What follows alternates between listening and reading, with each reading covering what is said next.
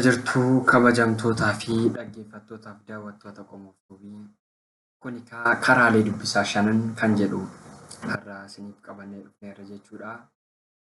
YouTube keenya Qomoo Tuubii like, subscribe and share for all of your friends gochuun dagatiina. Wanti ijoon nuti har'a ilaallu karaalee dubbisaa shanan kan jedhu.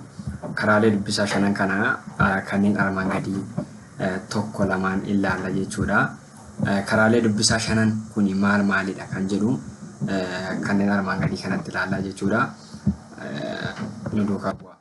Inni tokkoffaan karaalee dubbisaa shanan kana keessaa inni tokkoffaaf inni dura maalidha yoo jettanii wantoota attentionii keenya hatan ofirraa fageessu.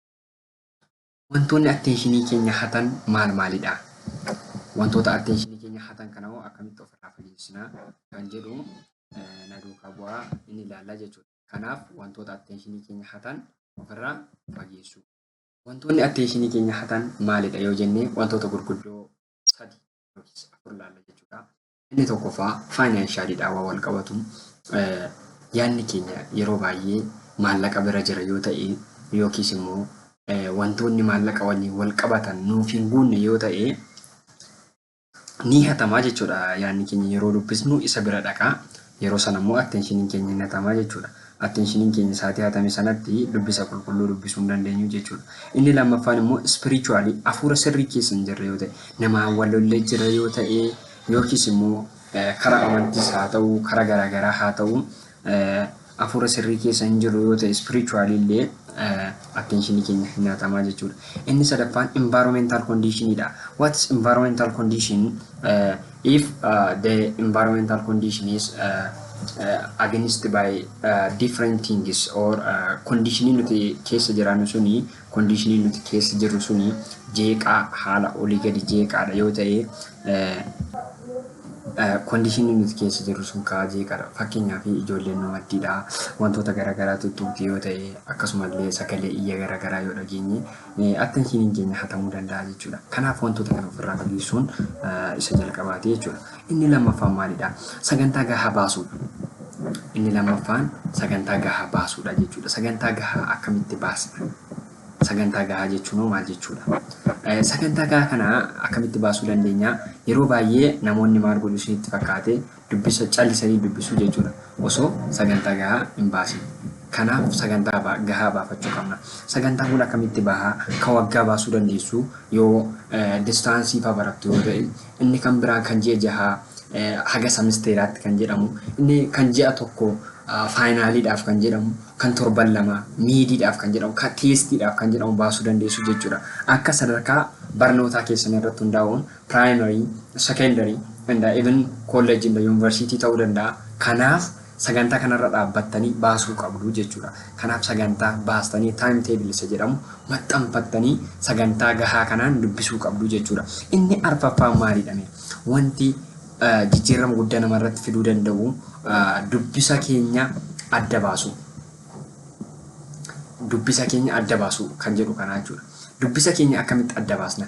Dubbisni wanti isin beekuu qabdanii dubbisa karaalee garaagaraatiin adda baasuu dandeenya. Dubbisni kun maaliin adda baasuu dandeenya? Dubbisa barnoota duraa, dubbisa yeroo barnootaa, dubbisa barnoota boodaa kan jedhamu ni jira.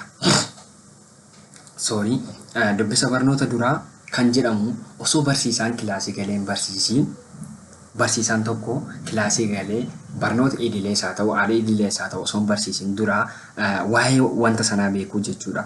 Dubbisa yeroo barnootaa yeroo jennu immoo barsiisaan idileedhumaan kilaasii galee yeroo barsiisu sana nuti haala gaariidhaan dhaggeeffachuu fi attentionii keenya sassaabnee barsiisaa sanarra kaa'uun yookiis immoo gaaffilee inni gaafatu hunda hordofuun waan nuun galle achitti jala sararree adda baafachuun hiriyyaa isa nu maddii gaafachuun fi kilaasitti wanta hunda xumurree bahuun wanta guyyaa sana baratame xumuranii bahuun dubbisa yeroo barnootaadhama.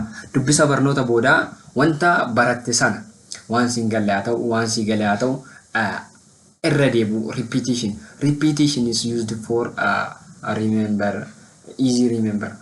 Salphaatti akka yaaddattu si godha jechuudha. Yeroo kamiyyuu salphaatti akka yaaddattu si godha. Irra deebi'uun baay'ee barbaachisaadha jechuudha. Yeroo mana barumsaatii galan barattoonni baay'een hin dubbisanii kanaaf isin irra deebitanii dubbisuu qabdu jechuudha. Inni kun dubbisa keenya adda baasuu kan nu jechisiisu ta'a jechuudha. Inni kan biraa dubbisoota gaaffii namatti ta'an arfaffaadha. Dubbisoota gaaffii namatti ta'an adda baasuu. Dhugaa dubbachuu fi dubbisa yeroo dubbisnu dubbisni hundi walqixa namaan galuu jechuudha. Walqixa namaan galuu kanaaf maaltu ta'a? Sila walqixa namaan galleef dubbisa keenya adda baasuu qabna. Dubbisa keenya adda baasuu qabna jechuudha. Isa tokkoffaa maal gootu gaaffilee isin dhiban itti marachaa deemtu jechuudha. Lammaffaan wanta isin dhiban kana barsiisaa gaafattu. Sadaffaa maal gootu isa sadaffaa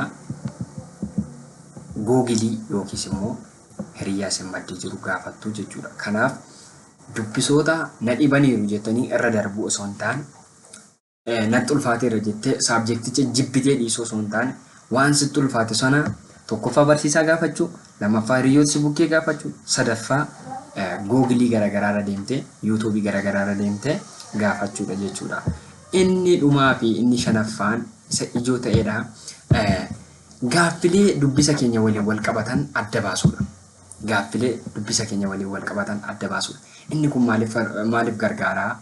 Tokko akka bara baraan nu keessa taa'u kan nuti yaadannu dhugaa dubbachuu fi osoo qormaata qoramaa deemnu ta'ee wanta kana dura baranne yookiis immoo yeroo dhuma semesteera lammaffaatti gaaffilee faristi semesteerii si gaafatan odoo si gaafatanii ni yaadatta jechuudha. Sababni isaas gaaffiidhaan waan siif dhiyaateef jechuudha. Gaaffilee dubbisa keenya waliin wal qabatan hojjechuun baay'ee kan nu fayyaduu fi baay'ee nu gargaaru ta'a. Inni kuni wantoota ijoo osoo nuti hin dubbisiin osoo nuti gara dubbisaatti hin seeniin dura adda baasnee itti seenu ta'a jechuudha. Kanaaf kanuma irratti haa xumuru. Galatooma. Like, share, subscribe gochuun dagatinaa jechuudha. Galatooma.